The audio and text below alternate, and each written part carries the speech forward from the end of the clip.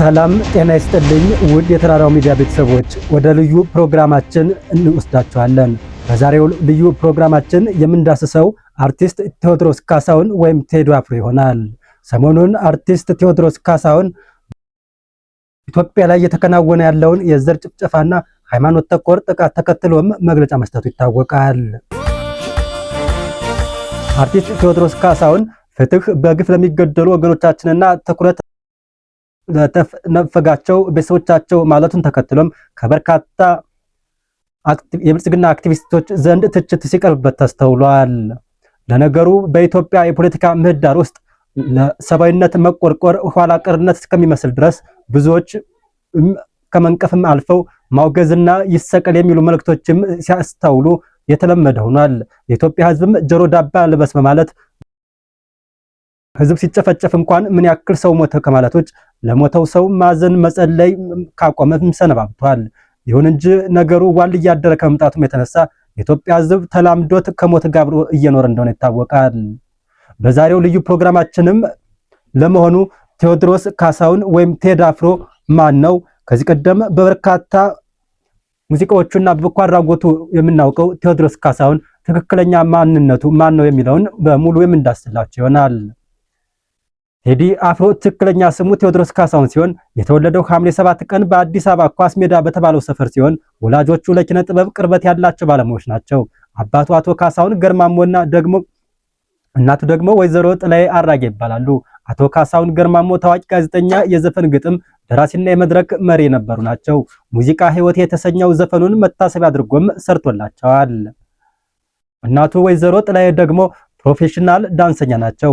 በሙሉ ስም ቴዎድሮስ ካሳሁን ገርማሞ ተብሎ ቢጠራም የሚታወቀው ቴዲ አፍሮ በተሰኘው የመድረክ ስሙ ነው። ይህ ስያሜ ከአፍሮ ሳውንድ የሙዚቃ ባንድ ጋር በነበረው ተመክሮም አግኝቶታል። በሙዚቃ ሙያው ከበርካታ ዓመታት በላይ ልምድ ያለው ሲሆን ከድምፃዊነት በተጨማሪም የዘፈን ግጥምና የዜማ ደራሲ፣ ገጣሚ፣ ታሪክ አዋቂ እንዲሁም በበጎ አድራጊና የሰብአዊ መብት ተሟጋችም ነው። ወደ ሙዚቃ የገባው 12ኛ ክፍል ትምህርቱን እንዳጠናቀቀ ሲሆን በልጅነቱ የሕክምና ዶክተር የመሆን ፍላጎት እንደነበረው ይገመታል።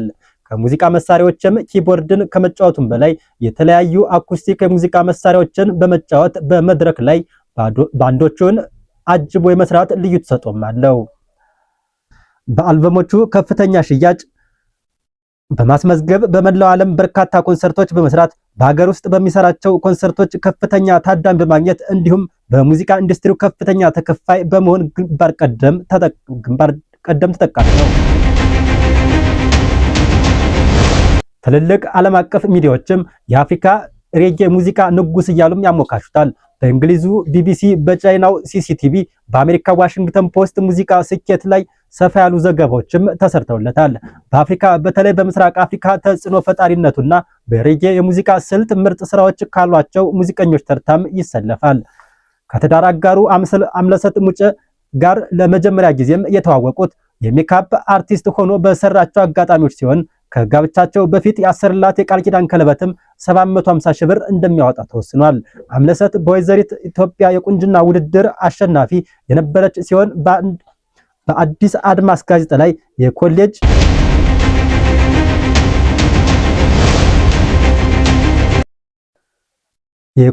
ወጎችን በመጻፍ ታውቃለች። በለጋልና በሌሎች አማርኛ ፊልሞች ላይ በመተወን ልምድ ያላት ስትሆንም ስለ ፍቅር የተባለ አስቂኝ የፍቅር ፊልም በመድረስና ፕሮዲውሰርም ያደረገችም ናት። ቴዲ አፍሮ በሙዚቃ ስራዎቹ በተለይ በሰብአዊነት፣ በአንድነት፣ በፍቅር ዙሪያ አተኩሮ በመስራትም ልዩ ክብር ያተረፈ ሲሆን ለሚሰራቸው ዘፈኖች በሚጽፋቸው ድርሰቶች ከፍተኛ ምርምርና ጥናት እንደሚያደርግም ተስተውሏል።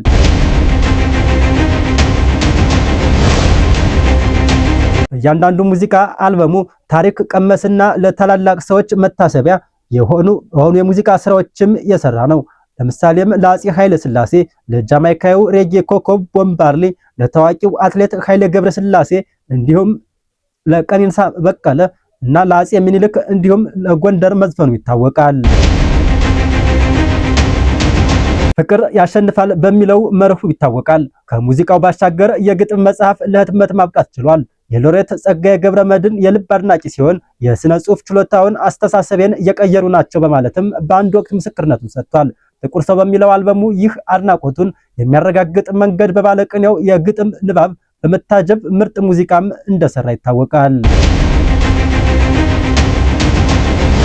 አልበሞቹ አሳታሚነት አብረውት ከሰሩት አሳታሚ ናሆም ሪከርድስ ዋናው ተጠቃሽ ቢሆንም ከኢቫንጋዲ ፕሮዳክሽን እና ከአዲካ ሪከርድስ ጋር ያሳተማቸው አልበሞችም አሉት። የመጀመሪያ አልበሙ አቦጊዳ በሚል ርዕስ በ1993 ዓ.ም በናሆም ሪከርድስ የታተመ ነበር። ሁለተኛ አልበም ስራው ደግሞ በ1996 ዓ.ም ላይ በኢቫንጊዳ ፕሮዳክሽን ለገበያ የበቃው ታሪክ ተሰራ ሲሆን ታሪክ ተሰራ በኢትዮጵያ የ10,000 ሜትር አትሌቶች የቡድን ስራ በመማረክ በአንድ ሌሊት ተሰርቶ በማግስቱ በኤፍኤም ሬዲዮ በመለቀቅ ከፍተኛ አድናቆትን ያተረፈ ነጠላ ዜማ መሆኑ ይታወቃል። በ1997 ዓ.ም ላይ ሶስተኛው አልበም ያስተጸራል በሚል ርዕስ በናሆም ሪከርድስ ለመታተም በቅቷል። ይህ አልበም በጥቂት ወራት ሁለቴ ለመታተም የበቃ ሲሆን ከሚሊዮን ቅጂዎች በላይ ተሰራጭቶ ክብረ ወሰን እንዳስመዘገበም ይገለጻል። በ1998 ዓ.ም ቤስት ኮሌክሽን ናሆም ቮሊዩም 14 ተብሎ በናሆም ሪከርድስ አሳታሚነት በተለያዩ ጊዜያት የሰራቸው ነጠላ ዜማዎች ተሰባስበው አራተኛው አልበሙም ለገበያ ቀርቧል።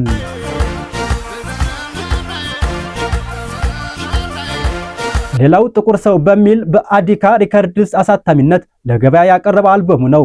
ጥቁር ሰው የሚለው አልበሙን ለአሳታሚው አዲካ ሪከርድስ በ4.6 ሚሊዮን ብር መሸጡ በኢትዮጵያ የሙዚቃ ኢንዱስትሪ ሪከርድ ሲሆን ይህ አልበም በመጀመሪያው እትም በቴፕ ካሴት 300,000 እንዲሁም በሲዲ 500,000 ቅጂዎች መሸጡና ከ15 ሚሊዮን ብር በላይ ገቢ ማስገኘቱም በሙዚቃ ኢንዱስትሪው ክብረ ወሰኖች ሆኖ የሚመዘገቡ ናቸው። ጥቁር ሰው ለተባለው ዘፈኑ የሙዚቃ ቪዲዮዎቹም ከ500,000 በላይ ወጪ በማድረግ ባለ ሪከርድ ሆኗል። በተለያዩ ጊዜያት በሚወጡ ነጠላ ዜማዎች ስኬቱም ይታወቃል። ነጠላ ዜማ ሲያወጣ አገር ይንቀጠቀጣል፣ አገር ይቅበጠበጣል፣ አቧራም ይነሳል። ይህ ደግሞ በኢንዱስትሪው ምርጥ ብቃት እንዳለው የሚያረጋግጥ ሲሆን እንደ ማስረጃም በተለያዩ ጊዜያት የተለቀቁ ነጠላ ዜማዎችን መጥቀስ ይቻላል። አቦጊዳ ከሚለው አልበም አቦጊዳ ልጅነት አላት ለማን ልሸልማትና ሞናሊዛ ያስተዘሪያል ከሚባለው አልበም ያስተዘሪያል፣ በልስጠኝ ላምባዲና አላምን የሚታወሱ ናቸው። መንታ ወድጀ ያረጋል ላሜ ቦራ እና ስደት የተባሉ ሌሎች 4 ነጠላ ዜማዎችን ከፍተኛ ተደማጭነት በማግኘት የተሳካላቸው ሲሆን የመጨረሻው አልበሙ ጥቁር ሰው ከመውጣቱ በፊት ደግሞ ሰላም ፍየሩና ልረሳሽ አልቻልኩም፣ አባይ ውድ አይደነግጥም፣ ልቤና ትዝታ ይጠቀሳሉ። ከ5 በላይ ነጠላ ዜማዎች በአንድ ዘፋኝ እንዲህ በስተው በአንድ ሰሞን ሲሰራጩ የተለመደ ስላልነበር እነዚህ ነጠላ ዜማዎች ለመጀመሪያ ጊዜ በተሰሙበት ወቅት በከፍተኛ ደረጃም ያነጋግሩ ነበር።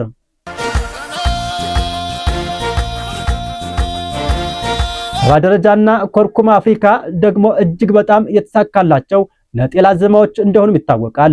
በመኪናው ሰው ገጭቶ በመግደል ክስ ፍርድ ቤት ቀርቦ ጥፋተኛ ሆኖ በመገኘቱ የ6 ዓመት እስራትና የ18,000 ብር ቅጣት ተላልፎበት ነበር። ይግባኝ ተጠይቆ እስሩ ወደ 2 ዓመት ወርዶለታል። በወንጀል ተጠርጥሮ በቁጥጥር ስር ከዋለበት ጊዜ አንስቶ በፍርድ ቤት ውሳኔ እስር ቤት እስከገባበት ድረስ 482 ቀናትን ካሳለፈ በኋላም በአመክሮ ሊፈታ ችሏል። በ1991 ዓ.ም ከያሬድ ሙዚቃ ትምህርት ቤት ከወጡ ሙዚቀኞች ጋር ላስታስ ባንድን አብሮ መስርቷል። ባንዱንም በበላይነት በመቆጣጠርና በመምራትም ትልቅ ድርሻና ኃላፊነትም ነበረው። ከላስታስ በኋላም አቦጊዳ ባንድን ማናጀሩ ከነበረው ታዋቂው አዲሱ ገሰሰ በታዋቂው ዳሎድ ባንድ ከስሩ ሙዚቀኞች በመቀናጀት ሊመሰርት ችሏል። በዋናነት ተቀማጭነታቸው በአሜሪካ የሆኑ ከ5 እስከ 7 ሙዚቀኞችን በአባልነት ያሰባሰበው አቦጊዳ ጋር በኢትዮጵያ፣ በሰሜን አሜሪካ፣ በአውሮፓና በተለያዩ የዓለም ክፍሎች በርካታ ኮንሰርቶች በመስራት ከፍተኛ ልምድ አለው። በባንዱ የሚሰሩት ሙዚቀኞች ዓለም አቀፍ ደረጃ ባላቸው የሬጌ ሙዚቃ ባንዶች ከአንጋፋ የኢትዮጵያ ሙዚቀኞች ጋር በመስራት ከፍተኛ ልምድ ያላቸው ናቸው። የመጀመሪያው ኮንሰርትን የሰራው በ2003 እንደ አውሮፓውያን አቆጣጠር ላይ በድርቅ ለተጎዱ ወገኖች ገቢ ማሰባሰቢያ በመስቀል አደባባይ በተዘጋጀበት ወቅት ነበር። በ2005 እንደ አውሮፓውያን አቆጣጠር ላይ የቦብ ማርሊ 60ኛ ዓመት የልደት መታሰቢያ ዓለም አቀፍ ደረጃ ያለው ኮንሰርት በተዘጋጀበት ወቅት ላይ የተሳተፈው የዝግጅቱን መግፈቻ ሙዚቃዎች በማቅረብ ነበር።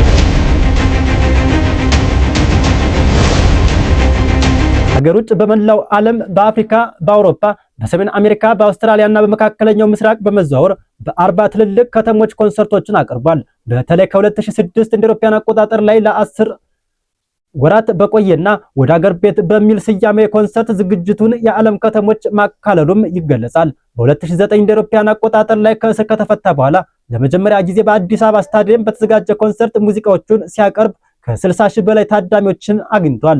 በዓለም አቀፍ ደረጃ በሚያቀርባቸው የሙዚቃ ዝግጅቶች በአማካይ እስከ $15,000 እንደሚከፈለውም መረጃዎች ያመለክታሉ። የኔዘርላንድ ኩባንያ ሄንከን ከሚያስተዳድረው በደሌ ቢራ ጋር በመሆን በመላ ሀገሪቱ በመዘዋወር የፍቅር ጉዞ በሚል ርዕስ ለሚያቀርባቸው ኮንሰርቶቹ 25 ሚሊዮን ብር ተመድቦም ሲሰራ ነበር። በኢንተርኔት በተካሄደ የተቃውሞ ዘመቻም ከ20 ሺህ በላይ ሰዎች በሰበሰቡት ድምፅ ኮንሰርቶቹ ቢሰረዙም በውሉ መሰረት 4.5 ሚሊዮን ብር ተከፍሎታል። ጥላሁን ገሰሰና ቦብ ማርሌ ተምሳሌቶቹ ናቸው። በበጎ አድራጎት ስራዎችም ይታወቃል። በድርቅ ለተጎዱ ወገኖች የገቢ ማሰባሰቢያ ኮንሰርት በመስራት ለአበበች ጎበና ህፃናት ማሳደጊያና ለአካል ጉዳተኞች ማህበር የገንዘብ ድጋፍ በመስጠትም እንዲሁም በሱዳን ታስሮ ለነበረ